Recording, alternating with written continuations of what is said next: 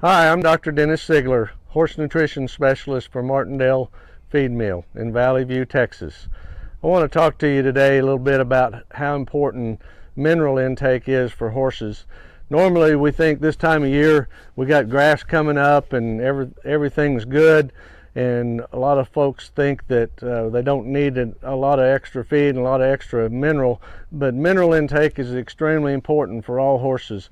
We think about it especially for the broodmare during this time because they've either just foaled or they're getting ready to foal, and that mineral intake, research has shown that the mineral intake that last 3 months of gestation has a dramatic effect on the skeletal structure of those foals when they're born. So mineral for the broodmares is extremely important, but also for these growing horses, whether they're yearlings, 2-year-olds, 3-year-olds in training, even 4-year-olds are still growing and their skeletal structure is still developing. So mineral intake is extremely important.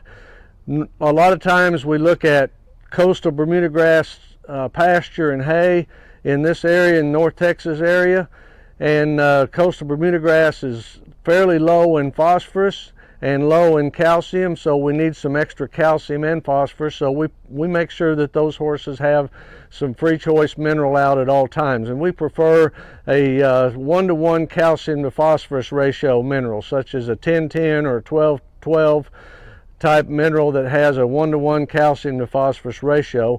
Plus we need to make sure that we have a good balance of the trace minerals for skeletal development as well. So we put that out for a mature horse. They need to be eating anywhere from 2 to 4 ounces a day. So you can dump it out, you can calculate how many horses you have in the pasture and how much they're consuming.